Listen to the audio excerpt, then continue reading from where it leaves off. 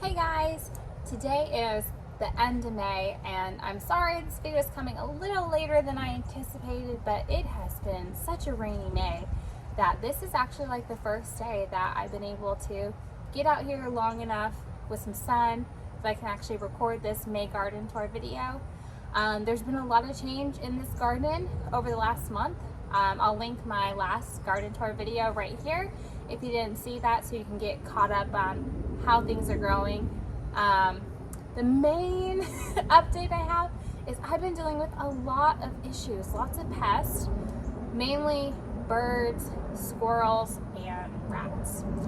So not a ton of fun stuff in that regard, but I do have some fun things that I want to show you and some opportunities to start some new stuff because it's a long season here in Texas. So although it's about to be June, we still have a long time to grow. So let me update you on some of the good and some of the bad.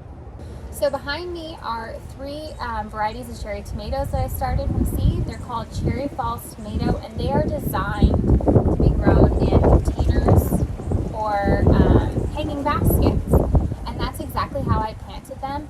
I have been pleasantly surprised with these tomatoes, and I think every gardener should grow these tomatoes because even if you are in a space that you don't have room to grow, even if you were in an apartment and you had to grow something on your balcony, you can just keep these in a hanging basket. And I have gotten harvest after harvest after these, and you can see it's loaded up with fruit. Again, this is the first time I've been out here in a couple days just because of all the rain. So I am going to harvest some of this fruit. But man, aren't these productive?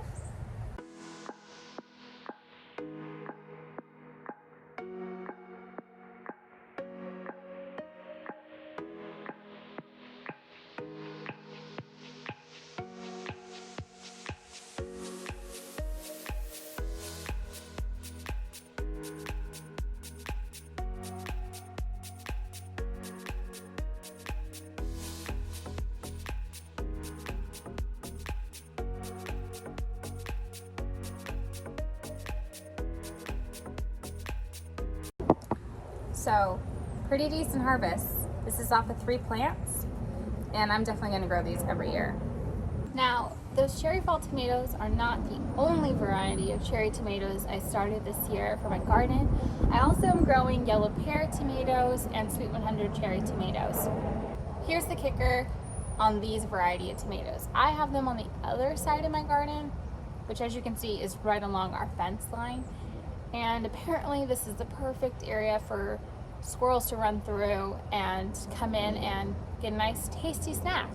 So although the yellow pear tomato and the sweet 100 tomato have been super prolific, I personally haven't had one yet this season. They've been being stolen by squirrels left and right. I haven't had one.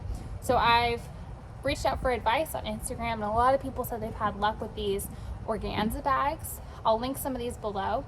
And so I put these on my cherry tomatoes, and I will say the squirrels have been staying away. I haven't seen just entire bunches snatched up in a day.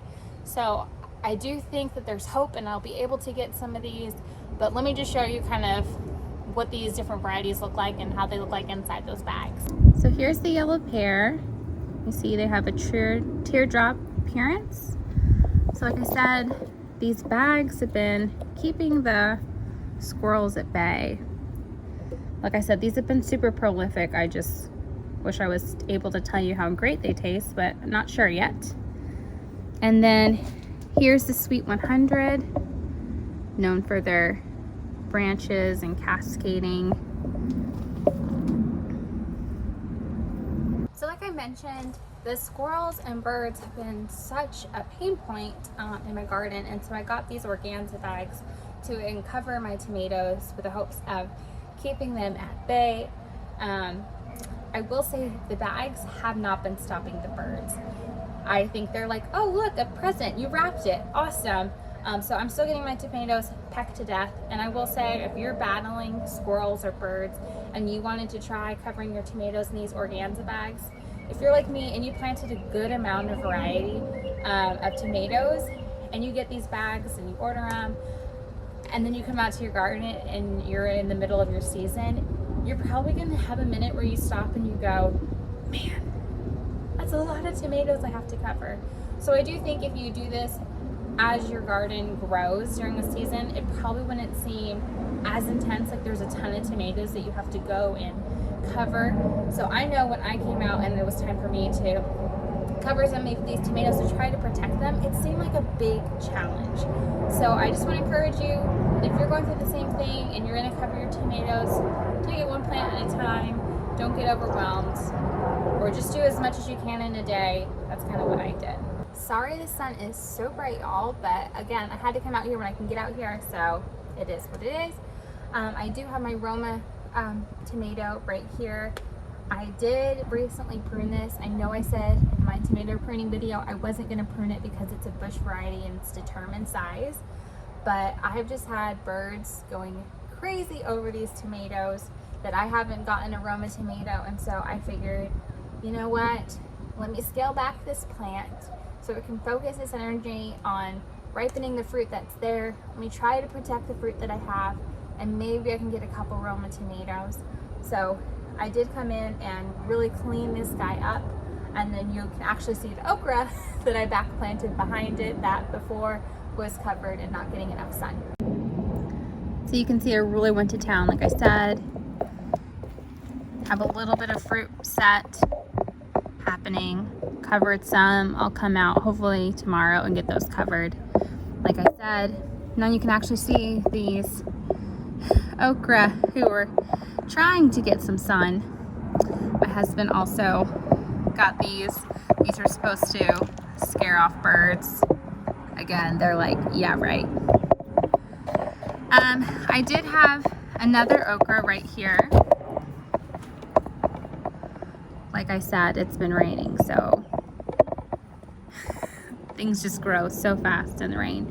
Here's my hand for reference on the size of that okra. Huge. So let me actually get this before I forget it.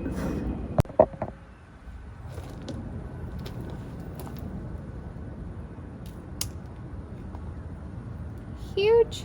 Good. Now something that has been doing well has been the peppers. So I have some jalapeno peppers here. I'll bring you in closer so you can see what they look like. I have a shishito pepper, 2 cayennes, and some California Wonder Bell peppers. Early on, my peppers were being ate by a rat, which was really surprising to me because it was my jalapenos and my shishitos and my cayenne peppers that were getting snatched up. And I thought those pepper varieties would be too hot, that any pests would just kind of smell it, taste it, not want it, but they were just getting gobbled up. Took care of that rat, and since then things have been flourishing, and I don't know what I'm going to do with all these cayenne peppers. So I think people are going to be getting hot sauce for Christmas this year because I don't know another way to utilize all of these. So here's the jalapenos, and like I said, these are loaded, and these are really good size jalapenos. Probably shouldn't be touching these with my bare hands, to be honest. Like, I think I should pick these. Let me know if you want to see my cowboy candy jalapeno recipe. Here are the shishitos. These have just been going crazy. Just been roasting these in a cast iron skillet. Super yummy. Again, cayenne. These I'm not going to touch with my hands because I know these bad boys are spicy. And then let me give you a better view of the California Wonders. These are also really good sizes. These might be the biggest peppers I've ever grown.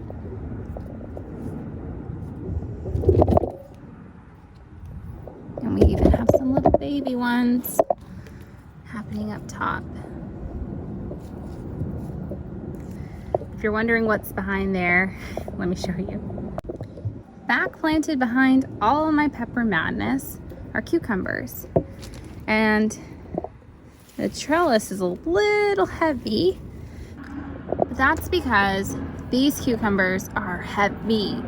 There's one there, I have another one down there, and then another over there.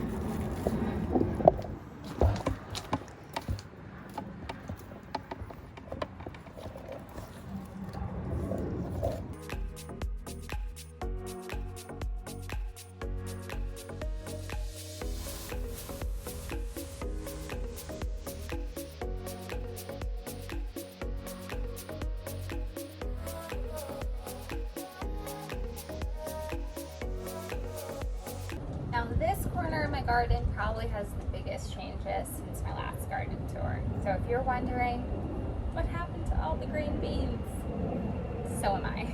So as you can see, again, my tomato plant's quite a haircut here recently, and the beans are gone. So the beans were also a favorite of the rats, besides my peppers apparently. So first it started with my baby beans were getting munched on, and then I would come out and then all my leaves were getting taken away. And you know, I weighed, was it any other pest? But then I did eventually catch one of the rats. And I thought that might have been the end of it, but then I came out one day and then my entire dragon tongue beans looked like they had been cut completely at soil level. So I just took that as a sign that sometimes you can't just make things work because you want them to work, and Mother Nature doesn't always root in your favor. So I took what was left out. It wasn't a very productive space. Trimmed up my tomatoes. Again, I'm still dealing with tons of birds, so I have them covered.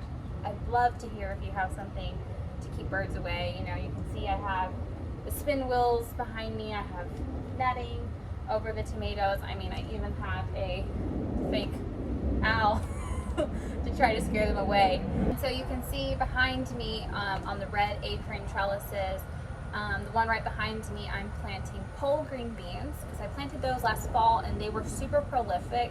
And it does seem that things that are trellised up in a way and just not low-lying have been able to survive. So I'm hoping that trellising a pole variety is going to help me get a harvest on some green beans. And then if you'll remember from my first garden tour, I did start a lot of melons, and I kind of overplanted my area so the melons didn't survive. So I'm taking this opportunity to plant some sugar baby watermelon, which will make my husband very happy. So that's also going to be on that trellis. Let me show you some close-up views on some of the larger slicing tomatoes I have and show you what I mean by birds are still getting into these bags. So these are black creme tomatoes. These are them at a small size. I have these covered. There's some more over there. These have been super prolific. Unfortunately, I've only ate one. And although I only ate one black creme tomato, I gotta tell you, if you're not growing black creme tomatoes in your garden, I get the hype. They totally have a smoky taste to them. So since I pulled those bush beans out, I don't currently have anything planted here. Let me know what you think would do well here. I'm always looking for suggestions, and now this has tons of sun, so anything I think will do well. This is a big rainbow tomato. I had 2 giant tomatoes on this that were literally the size of 2 fists, and they got attacked by birds, so there's nothing to show you on this plant, unfortunately. This is the 2 trellises I was talking about, putting pole beans here, sugar baby watermelon on. This is another black creme tomato. All my tomatoes are really tall, by the way. Same thing. Some tomatoes, I haven't covered that one yet. This one had some large fruit on that, of course, got taken. Here's some large fruit I can show you. This is another big rainbow. And like I said, these are good sized fruits. So this one so far, I don't know if it's hidden, that the birds aren't seeing it, but they haven't messed with that one yet. Over here, this is what I'm talking about. I mean, decimated, guys, and it's still in the bag. They knocked it off of its little branch, and I just come out, and then this is what I see. So heartbreaking.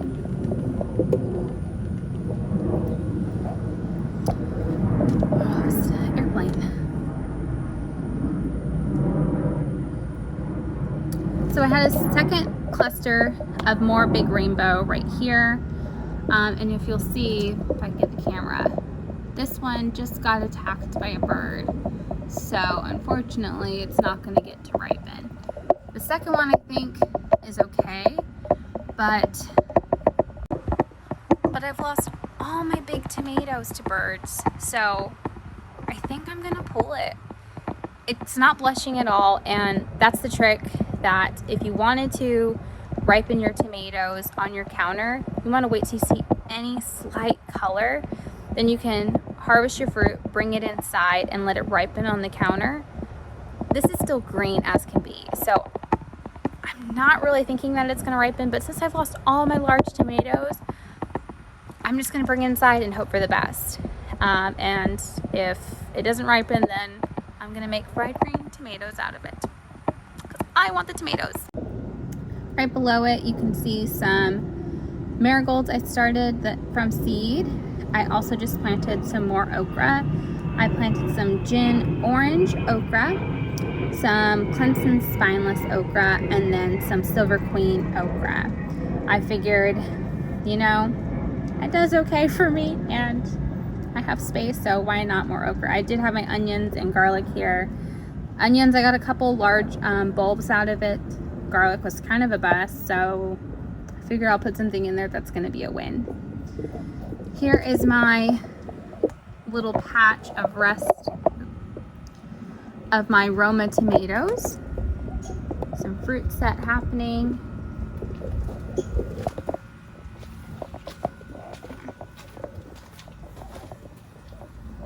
I am trying to stake these guys up for dear life. They just want to be wild as can be, and kind of let them.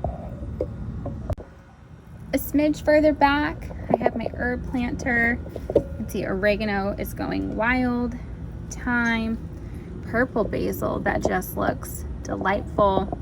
Sage and rosemary and chives.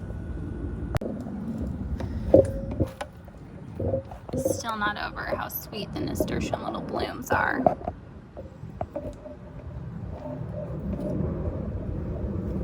Look at the variegated leaves. Love it. Can you believe this little corn patch? Just hanging out in my backyard. So this is the corn I started with you guys. I made a video. Corn grows so fast, especially if you feed it well. And as you can see, it's starting to tassel up top, and I have silks down below. And I have been hand pollinating this as we get some dry spells in the day. Like I said in that video, I did plant this in a more block style, hoping that the wind coming through will help pollinate the corn. But just in case, just a little bit more insurance, I have been hand pollinating these. And so I wanted to show you what that process looks like, so that way if you started corn in containers as well, then you can see how easy it is to hand pollinate. So like I said, this is a really easy process. So all I do is I just come and rip off one of these tassels that has loose pollen, and then I just come over to the silks, and then you're like brushing it on like it's hair. And I just do that every so often. It's just like a little insurance policy that I'm gonna get some good corn that's pollinated, because like I said in that video, every silk hair leads to a kernel of corn eventually. So the better you have pollination, the more thicker corn you have.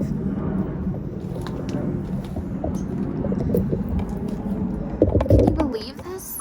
I'm growing this corn. Isn't that just the sweetest thing? And like all good garden tours do, this garden tour turned into a harvest. I had to get my bigger harvest basket out because look at this. These are the cherry tomatoes I got. I pulled those two large, big rainbow tomatoes early. Grab one of the cucumbers, some china peppers, and jalapenos. I'll definitely be making some cowboy candy. The last thing I'm going to show you guys today is some squash. So I just harvested my potatoes potatoes that I grew in these 5-gallon grow bags. And as soon as I harvested them, I was like, okay, now I have more space to grow more things. So they're 5-gallon grow bags, and I thought, what the heck, let's grow some squash.